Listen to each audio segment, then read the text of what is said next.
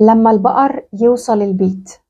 لما البقر يوصل البيت، ايه الكلام اللي انا بقوله ده؟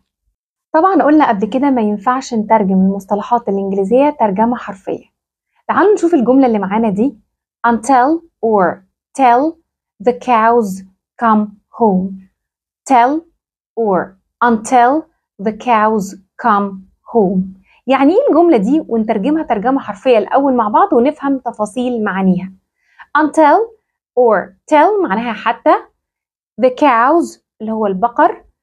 come home يصل المنزل أو يروح البيت. طب أنا عايزة أقول إيه من المصطلح ده؟ المصطلح ده معناه for a long time لفترة طويلة. يبقى أنا ترجمته ترجمة حرفية بس هو المقصود بيه لفترة طويلة for a long time.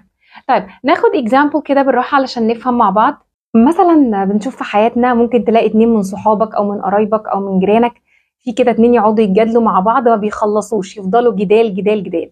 فممكن نقول عليهم ايه بالانجلش بقى عشان نخدم الايديوم ده؟ هنقول those two are going to argue till or until the cows come home. those two are going to argue till the cows come home. يعني الاتنين دول هيفضلوا يتجادلوا مع بعض لحد ما يوصل البقر المنزل، يعني هيتجادلوا مع بعض for a long time. يبقى till cows come home or until cows come home معناها لفترة طويلة أو لوقت طويل for a long time. ناخد example تاني عشان نفهم. لو جينا قلنا في واحد بيتكلم معاك في مشكلة تخصه والموضوع ملوش حل غير إن هو يستنى أو يصبر لوقت طويل، فأنت هتنصحه وتقول له wait till the cows come home.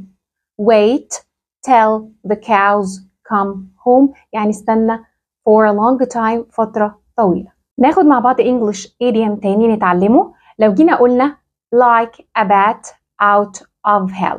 تعال نترجمه مع بعض الأول ترجمة حرفية. like معناها مثل اللي احنا بنقولها بالعامية زي. a bat اللي هو الخفاش أو الوطواط. out of خارج من. hell اللي هي جهنم أو النار. like a bat out of hell دي الترجمة الحرفية. تعال نشوف example بقى ونفهم المقصود ايه من المصطلح ده. لما اجي اقول he ran out of the building هو جري بره المبنى like a bat out of hell. مقصود هنا بيها very fast يعني بسرعة جدا، يعني هو جري بره المبنى بسرعة جدا. he ran out of the building very fast or like a bat out of the hell or out of hell. بكده نكون اتعلمنا مع بعض النهارده مصطلحين من المصطلحات الإنجليزية. يا رب أكون قدرت أفيدكم. سلام.